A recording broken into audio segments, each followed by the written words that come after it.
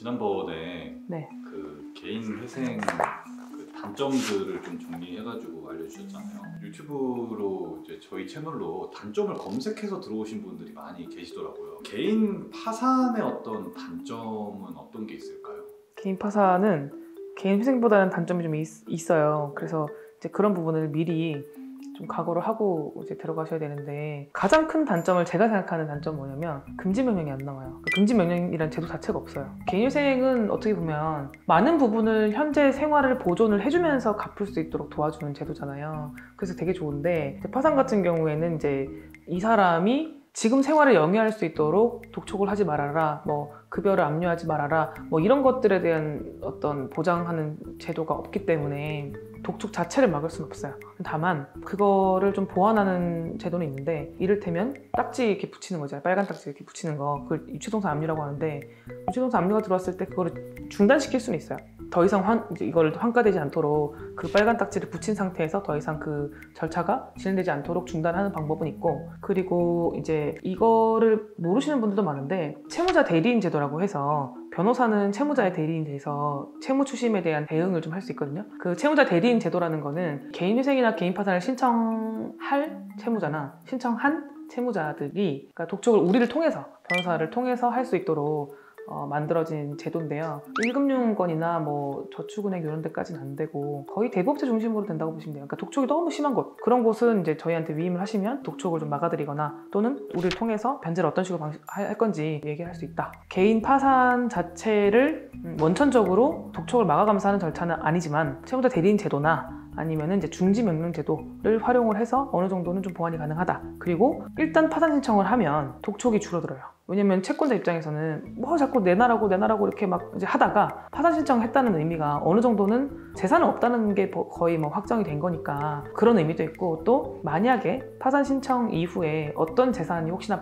발견이 되어서 어떤 채권자가 이걸 가져간다고 하더라도 다시 재배당을 해야 돼요. 채권자들끼리 나눠 가져야 되기 때문에 이렇게 가져가는 게 크게 의미가 없어요.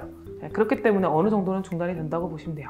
그래서 단점이긴 한데 뭐 그렇게까지 단점은 아닌 걸로 좀 이해하시면 될 것 같고, 그리고 또 두 번째로 가장 채무자들이 곤란해하는 부분이 재산이에요. 재산. 이를테면 아까 말씀드렸던 그런 차량의 경우에도 기본적으로는 이제 차량이 있으신 회생 채무자의 경우에는 소득으로 잘 갖고 계시면서 이제 청산 가치로 잡고 변제를 하시면 돼요. 파산의 경우에는 이제 재산으로 잡힌 그 금액을 납부를 해야 된단 말이에요. 그러다 보니까 뭐 한 1,000만 원이 잡혀 있다. 그러면은 그 1,000만 원을 한 번에 내든 두 번에 내든 쪼개서 좀 빠른 시일 내에, 개인 회생에 비해서는 빠른 시일 내에 이제 그 재산을 법원에 납부를 해야 되기 때문에 회생 채무자에 비해서는 목돈을 갑자기 마련해서 법원에 내야 되는 위험이 있죠. 그러니까 환가되는 것들은 여러 가지들이 있는데, 뭐 이를테면 내가 파산하기 직전에 친구한테 통장에 있는 돈을 탈탈 털어서 돈을 갚아준 거예요.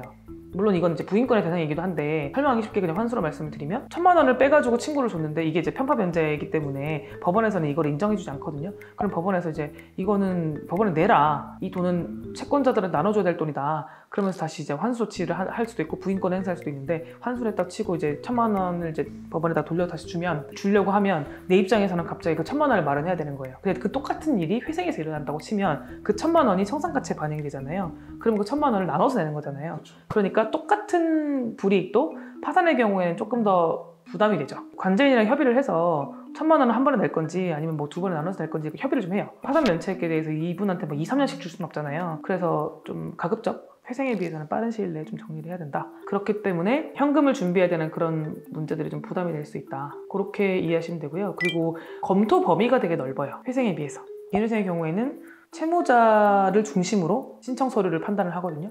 가끔씩 배우자도 들어가고 뭐 이런 경우들이 있지만, 친구나 부모님이 문제가 되는 경우에 그 서류까지 보는 경우도 있는데, 기본적으로는 채무자 중심으로 사건을 검토한다고 보시면 되는데, 개인 파산의 경우에는 기본 서류에 부모님 서류나 배우자 서류가 포함이 돼요. 제가 쉽게 이렇게 말씀드리는데, 위아래로 본다 이렇게 말씀드리는데, 제가 한 50대예요. 그러면은 자녀들이 성인이잖아요. 그러면 자녀들까지 보는 거고, 내가 만약에 30대에 파산한다 그러면 나의 부모님까지 이제 뭐 재산을 본다는 그 의미가, 그럼 부모님이 재산이 많으면 아들이 파산이 안 되냐 이런 의미가 아니고, 내가 파산을 하는 그 전 단계에서 뭔가 부모 자식 간에 뭔가 오고 간 게 있는지, 그러니까 50대 부모님이 파산을 하려고 하는데 자식한테 거액의 아파트가 있다. 그러면은 이제 증여 가능성이 되게 높잖아요. 그쵸. 그런 것들을 판단하기 위한 거예요. 그래서 조금 검토 범위가 되게 넓다고 좀 이해하시면 될 것 같고, 회생에 비해서 파산 면책이 개인회생보다 신용 회복 속도가 좀 느려요. 그러니까 개인회생의 경우에는 지난번에 저희가 신용카드 얘기를 드리면서 변제금을 잘 갚고 면책이 끝나고 나면은 이제 실적이 있다는 전제로 이제 카드를 만드는데 별로 문제가 없다 이제 이렇게 말씀드렸는데, 파산의 경우에는 파산 면책을 하고 파산 면책 이력이 신용정보원에 5년간 보존이 되거든요. 이 사람이 파산을 했다는 그 사실이 보존이 되니까, 회생이랑 조금 다른 게 뭐냐면, 회생은 이제 소득이 있으니까 뭔가를 하는 거고, 파산의 경우에 소득이 없으니까 파산을 하는 거기 때문에 그 이력이 5년간 보존되는 기간 동안은 금융기관에서는 이 사람의 소득 활동에 대해서 의문점을 가질 수밖에 없죠. 그것 때문에 신용카드를 만들거나 신용 행위를 하는 거, 뭐 대출이나 이런 거에 대해서는 문제가 있을 수 있어요. 다만 너무 단점만 말씀드리면 좀 그러니까 장점 하나 말씀드리면, 개인회생은 어쨌든 최소 36개월에서 60개월이니까 그 기간 동안 어쨌든 뭐 변제도 그렇고 소득 활동 유지해야 되는 것도 그렇고 여러 가지 이제 불이익들이 있지만, 개인 파산의 경우에는 이제 거의 평균 1년 정도면 끝나거든요. 그러면 그 이후에는 어쨌든 채무 자체가 사라지는 거잖아요. 회생은 3년 뒤나 5년 뒤에 사라지는 거고, 3년 안에 어떤 변동이 생기거나 하면 다시 도루묵이 될 수도 있지만, 개인 파산 면책 같은 경우에는 이제 파산 면책이 끝나고 나면 그때 그냥 사라지는 거예요. 신용 활동에는 좀 힘들 수 있겠지만, 그 이후에 뭐 예를 들어서 취직을 한다든지 이런 거에 대해서는 뭐 제한이 없다, 이렇게 이제 이해하시면 될 것 같아요. 5년이 지나면은 완전 삭제되는 건가요? 네. 그러니까 그 삭제가 된다는 게 공개되지 않는다는 거겠죠. 왜냐면은 법원에서는 기록이 남아있죠. 그리고 저희 사무실도 있잖아요. 신용상 불이익을 주기 위해서 전산에 뜨는 거거든요. 그 채무자의 정보를 입력을 하면은 이 사람에 대해서 어떤 연체 이력이나 파산 이력이나 이런 것들을 이제 전산상으로 보는 건데, 그 전산상에 사라지는 거예요. 개인 파산은 개인 회생에 비해서는 조금 더 단점이 있긴 한데, 그런 점들을 고려하더라도 파산 자체의 장점들도 있기 때문에 그거를 잘 고려하셔서, 내가 만약에 어떤 분들은 회생도 할 수 있고 파산도 할 수 있거든요. 그런 경우에는 이제 어떤 것이 더 유리한지 불리한지를 저희랑 잘 상의하셔가지고 결정하시면 돼요.